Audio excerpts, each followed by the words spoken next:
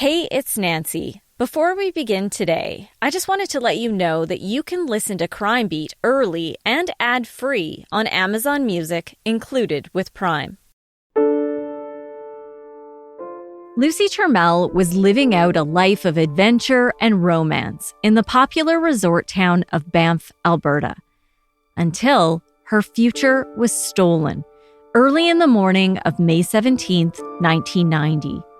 She drove her cab to the iconic Banff Springs Hotel and picked up 2 women and 1 man. 10 minutes later, she was found murdered.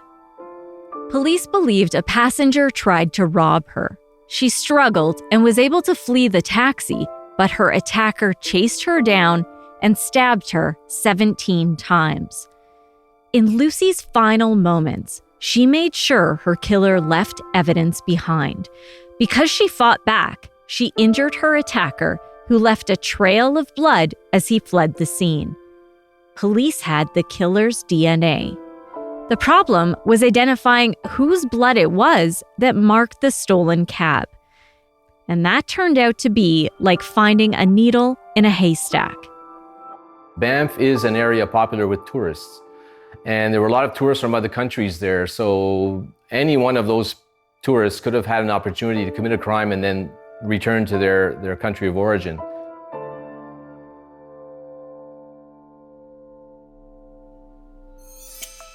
I'm Nancy Hixt, a senior crime reporter for Global News. Today on Crime Beat, I share the groundbreaking techniques investigators used to track Lucy's killer. This is the conclusion of Murder in the Mountains.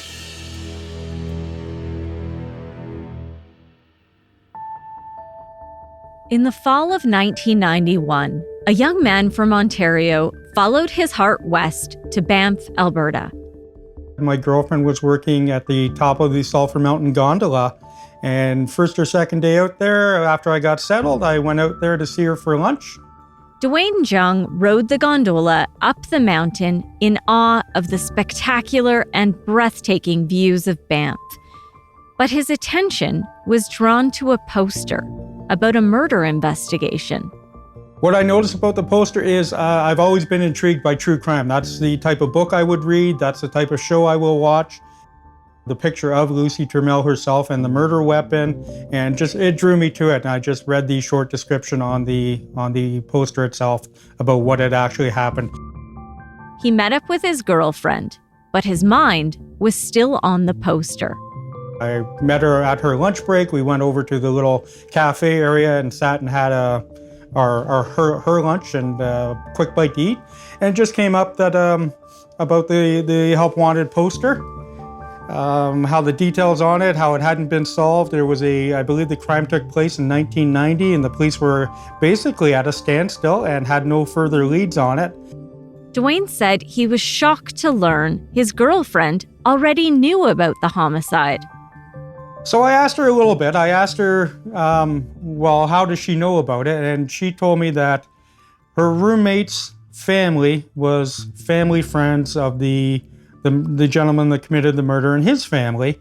And of course, at the time, all 3 of us were living in the same apartment. So I did bring it up. And I said, I'd like to chat about it tonight. Like that, I was very intrigued. I was asking questions. I was asking, how did she know? Why did she not go to the police? Why did she not confront the family about it yet? Dwayne couldn't believe it. And true to his promise, that night at their apartment, he asked the roommate what she knew about the murder in the mountains. She was very open and upfront about it. She did tell me that, yeah, I know who it was.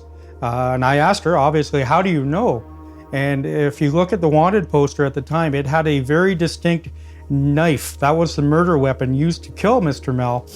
And she said, well, I know where that knife came from. It was very distinct. It was a present to the murderer from his parents on a recent trip that the families took to Mexico. And the knife was a very Mexican, very detailed, very artistic type of knife. Dwayne said he was in disbelief. And I asked her, I said, are you sure? And of course she said, yeah. She said, that is definitely the knife that was given to Ryan. And I said, well, how come nobody said anything? The police are at a standstill, and this poor young lady lost her life. And her answer to me that, and it didn't sit very well, was that, well, it's family, and I can't bring it up because it's family. At some point, I do remember asking her, I said, well, this doesn't sit well with me. I can't just sit there and not do anything about it. And she was very comfortable that I did bring forward to the police. I think she was very happy that somebody did. She couldn't do it herself, but I think she did feel there was no hesitation when I did tell her I was going to go to the police and talk to them about it. I got his full name, obviously Ryan Love, and she had no hesitation, as I said, with giving his name. Dwayne Jung contacted the Banff RCMP. I shared with him exactly what I've just told you, that traveling here from Ontario, saw the poster, asked my girlfriend knew the friend, and the friend provided the name of Ryan Love. He did ask how certain I was, how certain she was. She was very certain that that was the knife that belonged to Ryan. He was interviewed by the RCMP a couple of times. His girlfriend's roommate never reached out to police, but eventually, RCMP tracked her down for a statement, and she corroborated what Dwayne had shared. In 1991, more than a year and a half after Lucy Turmel's murder, investigators finally had a possible break in the case. At minimum, lead investigator RCMP Corporal Doug Morrison said they needed to compare Ryan Love's DNA with the sample taken from the cab. We wanted to get this guy eliminated or make him number one. At the same time, officers were reviewing their files. And that's when they realized that Ryan Love came up during the initial door-to-door canvass. That was one of the persons that worked at the Banff Springs Hotel and stayed at the Annex. We were able to determine that that person that owned that sheath, that was the leather container that you would carry the knife in, had left Banff and was going to a family reunion in Thunder Bay, Ontario. You may remember from the last episode, Ryan Love's then roommate told police he believed the owner of the knife left Banff before Lucy Turmel was killed. But Love was never interviewed or officially cleared as a suspect. You know, he was an 18-year-old young guy that basically, when we saw photographs of him, really fit into kind of the physical profile as well. And so now we know that that's his knife sheath. There's no knife. We have the knife, but now we have this person saying, well, Ryan Jason Love always had this knife and he carried it with him. So now the bells and whistles are going off all over the place.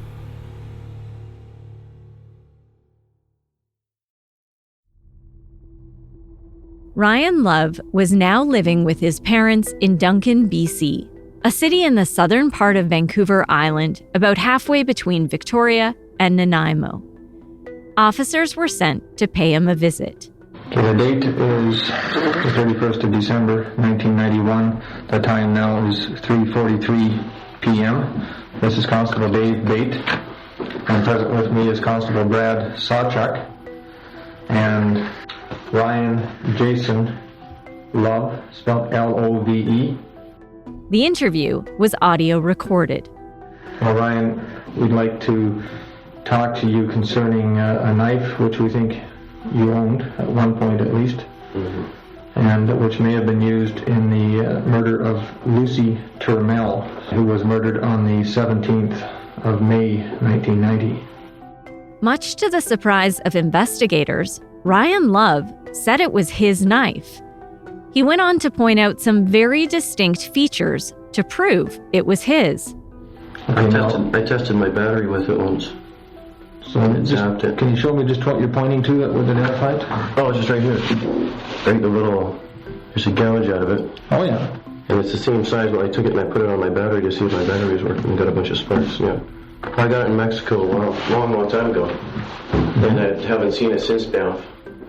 Okay, so when was the last time you did see the knife? Oh, yeah. Who knows, our room was a mess. So. I remember the sheath being there, though. So, did you go looking for the knife? Kind of, yeah. We went and had a dig for it, but it didn't really, occur to me. It's not like my knife was used or anything. I didn't know anything about it. This is all kind of exciting. But it's not a good exciting. I don't know. Police pushed him further about the homicide. Were you in Banff when the murder happened? I think so. I'm not sure because I left for... Like you would have no doubt heard, there must have been lots on the news about it and things like that. Everybody would have been talking about it. Yeah, but I left for Ontario too. Do you recall if you were actually in town when it happened? I don't know. Could have been Halloween, it's hard to say. I think you say the 17th to me and I go, when was the 17th? Love told officers he frequented the bar at the Banff Springs Hotel where Lucy Turmel had picked up her final fares. Did you know Lucy Turmel, No. the victim? I knew she was from Quebec, I think. And how did you know that? Oh, it was plastered all over the papers for months. So that's you just saw it in the papers. Mm-hmm. As far as you knew, did you ever talk to her? I don't know, there's thousands of taxi drivers. Officers pressed on. How your knife could have got into the body of the victim? It's a pretty graphic question there. Pretty morbid thought, isn't it? Well, yeah, It may, I can see where you're going with something. Is that's what we're here to find out. Yeah, you're getting into real touchy and... I'm asking you if you have some explanation or ideas on how that could have happened. I mean, obviously it left my place and somebody took it, but, that's my opinion, and you may have a different one, you may be trying to get at a different one, but I imagine this is a big excitement with a big break in the case kind of thing. But I mean, there's any fool can see that you're pointing at three possibilities. Is one, somebody took it, one, I went and took it, and the third one, what's the third one? Okay, two possibilities then. Somebody took it and then I took it, yeah, or I'm involved in this somehow. The interview continued for nearly an hour. At the end, investigators asked Love if he would provide a blood sample. I don't know if you've heard about DNA testing or not, but it allows the lab to basically say, yes, that was him, or yes, or no, it wasn't. Okay, well, no, I think I'll talk about Laura before we go. Blood samples and stuff, Okay, well, we'll conclude the statement for now. The time now is 4:26 p.m. Over the next few months, police made several attempts to get a voluntary blood sample from Ryan Love, with no success. During one of those interviews, an officer brought the actual murder weapon with him and showed it to Love. With both his father and lawyer present, again, Love positively identified the knife as his. On that date, Love said he remembered seeing the weapon about 2 weeks before the murder had happened at his apartment in the Banff Springs Employee Annex. Love told the officer he remembered showing the knife to his friends in his room. But when pushed on how the knife ended up separated from its sheath, and ultimately how it went missing, he didn't have an explanation. Again, Love was asked to provide a blood sample for DNA comparison, but again, he refused. Love's lawyer also received a kit so a sample could be taken by his family physician, but that never happened. In May of 1992, 2 years after Lucy Turmel's death, Corporal Doug Morrison took a turn speaking with Love. Again, this interview took place at his parents' home in Duncan, with Love's father present. How did you get the knife and blah, blah, blah. So this is where he tells us the story that his grandfather, when they were in Mexico, had bought it for Ryan. And then Ryan had taken it along when he moved to do work in Banff. So the knife was there, but he still had the sheath, but he'd lost the knife. Corporal Morrison showed Love photos of the murder weapon, and again, he positively identified the knife as his. Morrison took note of 2 scars on Love's left hand and arm. During this conversation, Corporal Morrison said Love was noticeably upset which differed from his previous encounters with police. And when he pushed for a blood sample, Love asked to talk to his mother and his lawyer, but ultimately refused. He said, I want to go see a lawyer. So I said, okay, we'll talk to your lawyer because Ryan will be back. We're not going to go away until we resolve this issue that either you're not the person. If you're not the person, fine, we'll move on. You'll help us out in our investigation because we have a number of people we still have to talk to. So help us out. If you're not the person, give us a sample. We'll be moving on. We're not going to let this thing die. And that's what I said to Ryan. I said, until we eliminate you, Ryan, you're number one on our hit list. By then, all other suspects had been cleared. All they needed was a blood sample to either clear or confirm Ryan Love was the killer. Police decided to try an undercover operation to get a DNA sample for comparison. You'll recall experts from the RCMP lab in Ottawa had been providing guidance to investigators and had already examined hundreds of other samples related to the case. Here's forensic scientist Gary Verrett. Based on the conversations I had with them, I told them what type of samples would work best. A pulled hair sample, a mouth swab, a blood sample. So the police had to use their investigative techniques as best they could without alerting the suspect that they were trying to seize a DNA sample from him in order to be comparing the profile to the blood in the taxi cab. Before he knew it, Ryan Love had two new friends, introduced to him through a mutual acquaintance in BC. He had no idea they were undercover officers, and they hit it off right away.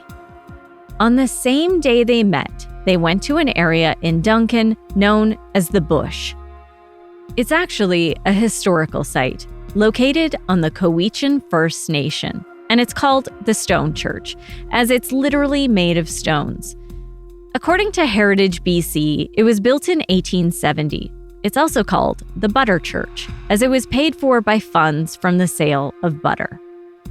Since the 1980s, it's been abandoned, but people often go to take photos because of its interesting architecture.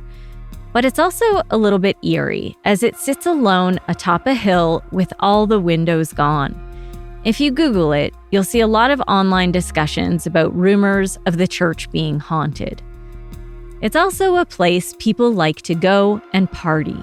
So this became the backdrop for a covert scenario aimed at obtaining some of Ryan Love's DNA. Here again is Corporal Doug Morrison. They were out there drinking beer and apparently smoking marijuana or whatever the case might be. And they were discussing cowlicks. And unbeknownst to me, but to get rid of a cowlick, you just pull it out. And so one of the operators reached across and said, well, that's how you get rid of it. And he pulled out, got 4 or 5 hair strands. And of course, that's with the roots. So that's exceptionally good evidence to either eliminate Ryan Jason Love or bring him right up to number 10 in our hit parade. So as the night wore on, that's exactly what they did. We tried putting hats on him and so on and so forth. But it came down to basically cowlick, let's fix that. So we'll pull the hair out. The sample was sent to the RCMP forensic lab in Ottawa, where Gary Verrett was ready to test it.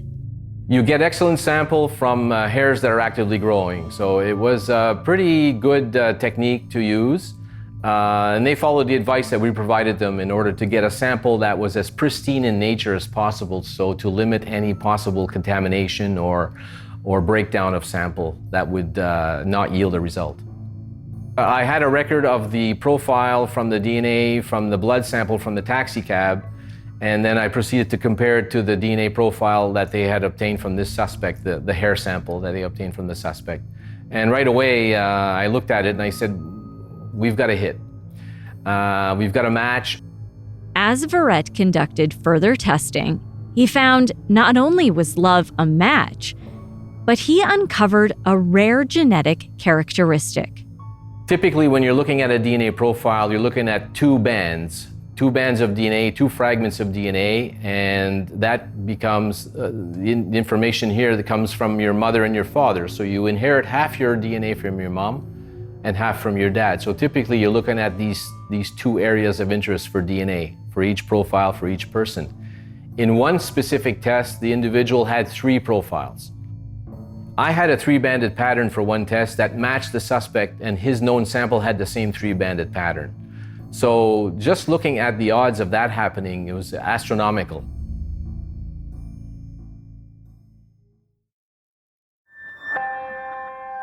More than 2 years after Lucy Turmel was killed, DNA identified her killer. But Ryan Love wasn't arrested.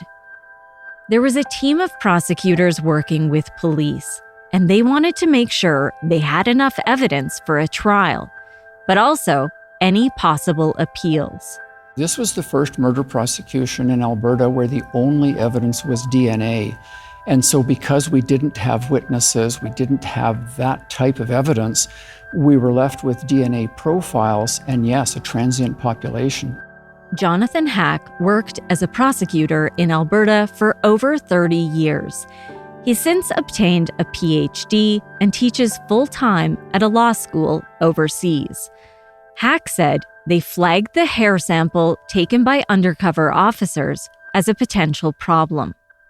It was the way that it was taken. It wasn't that it was taken by undercover officers.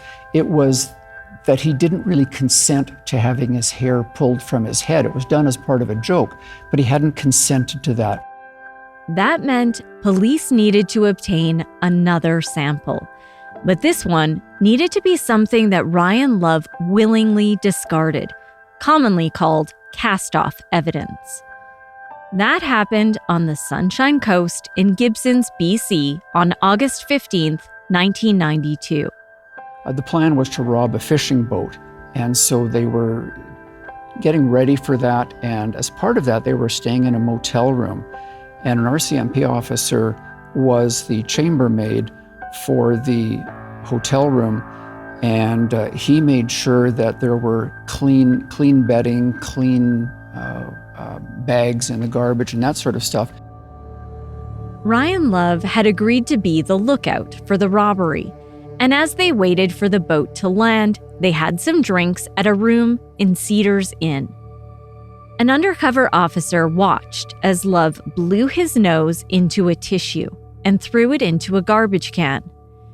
When Love wasn't looking, the officer retrieved it from the trash and put it into a Ziploc bag, then tucked it away in his duffel bag until the next morning, when it was handed over to investigators to send to Gary Verrett at the Ottawa Crime Lab. Well, then I get a new sample in the form of a tissue paper with nasal mucus on it, as it was reported to me. I proceeded to extract DNA out of that and take it through all of the various steps of our protocol.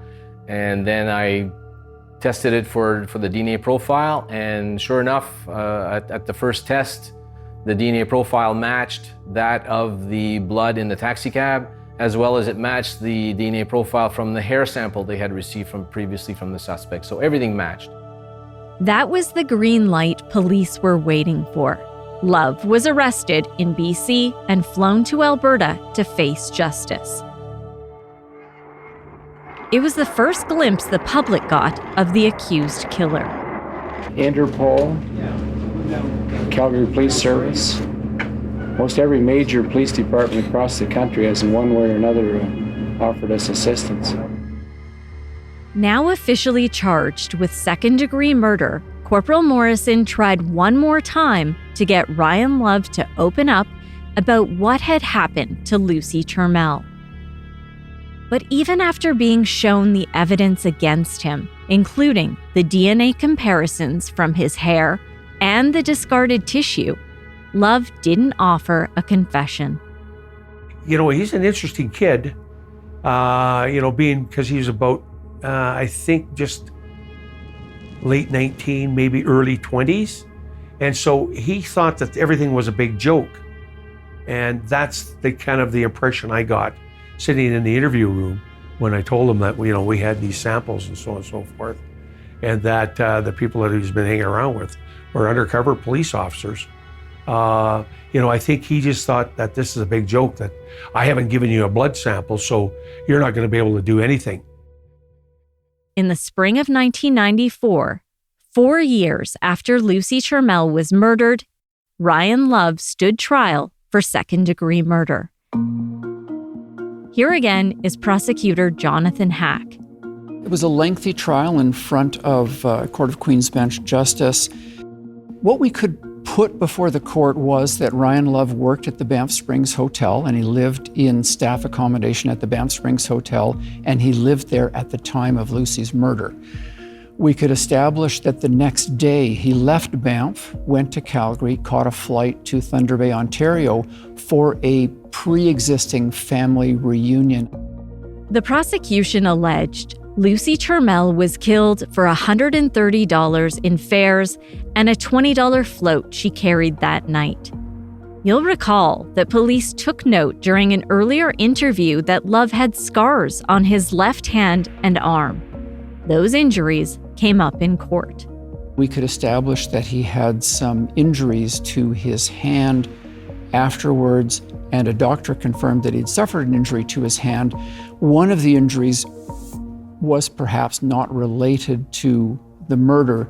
The others, we don't know. We never got close enough to look at that. By the time the RCMP looked at his injuries, they were just scars. But it was the blood found in the stolen cab that the prosecution said proved Love was the killer. Probably the biggest reason that we were able to solve this case is because of Lucy Turmel herself, because it was apparent that she had fought her assailant, because her assailant had obviously suffered wounds significant enough to leave a fair amount of blood in the cab that he had stolen. And so the last thing she did before she died was to help gather the evidence that would be necessary down the road. It ended up giving the evidence that we needed, because if he hadn't been injured during the killing of Lucy Turmel, we would have had no DNA evidence. There would have been no case. There would never have been a suspect developed. And it was the justice's first DNA trial as well, so we spent a lot of time educating the court on DNA typing, DNA profiling, the whole process involved in that, because we had to make sure the judge understood the evidence in order to make an intelligent decision about the evidence. What was significant was that DNA was the only evidence.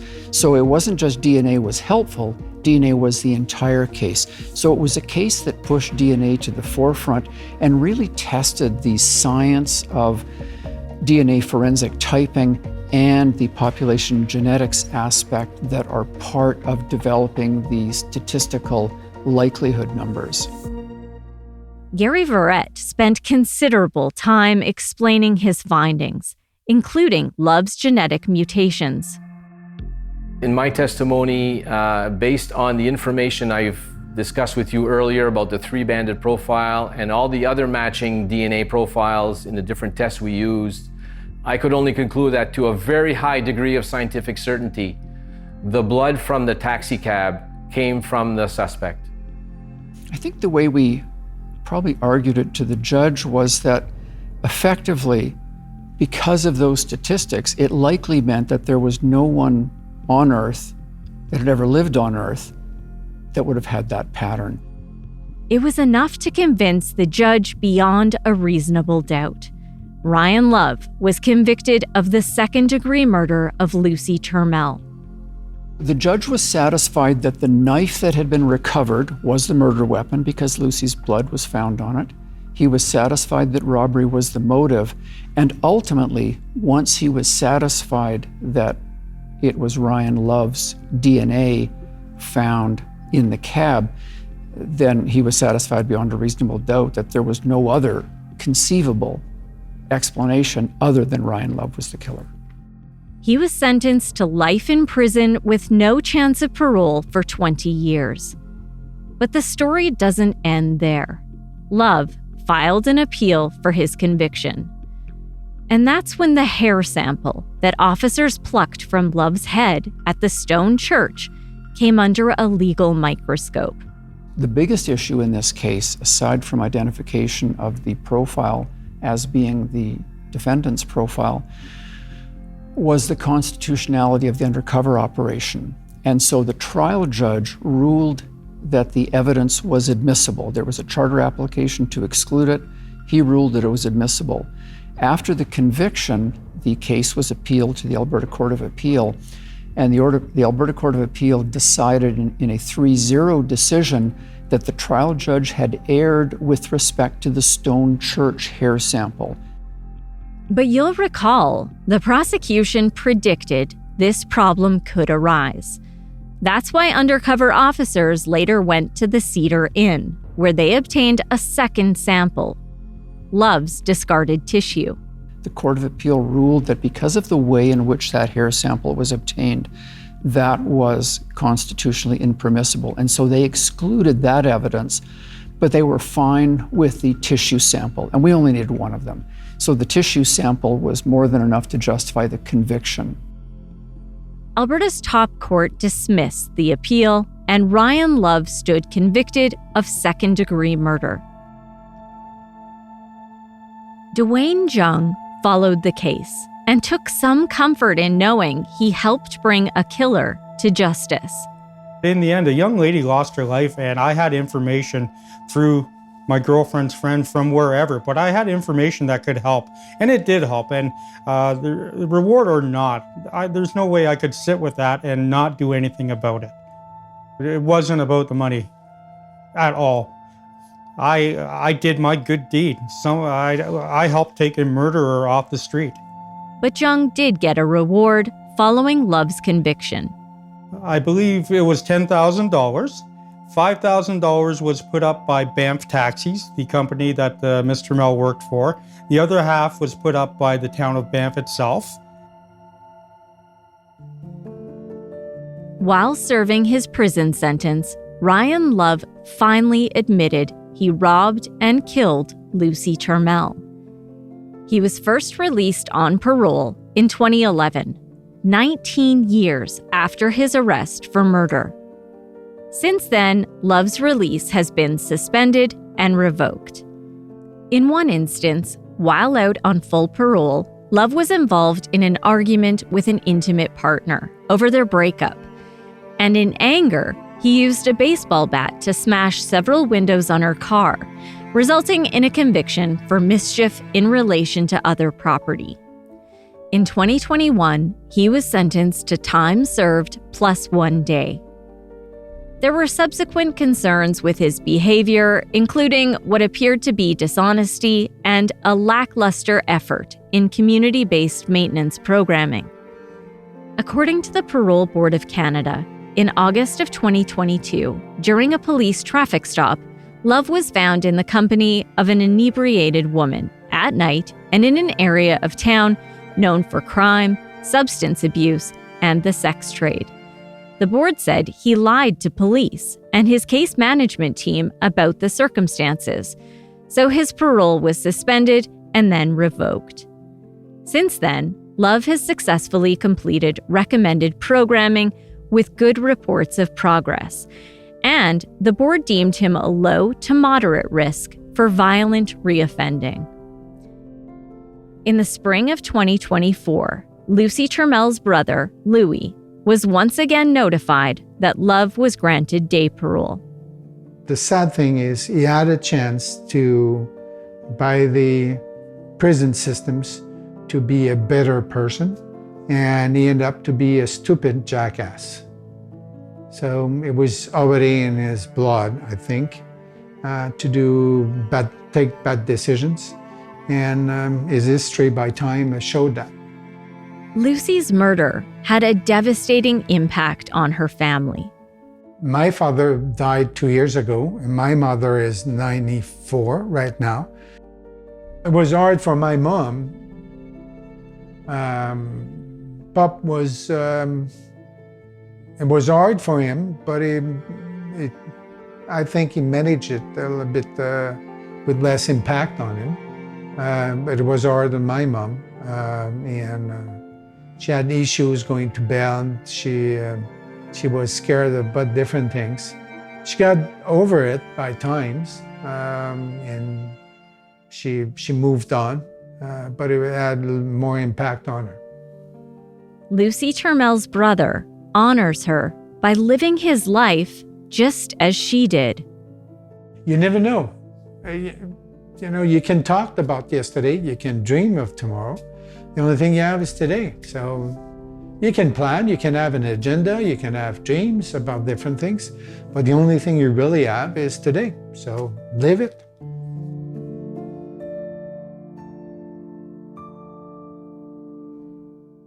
Thank you for joining me and listening to Lucy's story. I want to take a moment to remember one of the officers involved in this case. Constable Nigel Patterson was a veteran member of the RCMP. He served in Banff twice during his 25-year career and was the file coordinator on Lucy's case.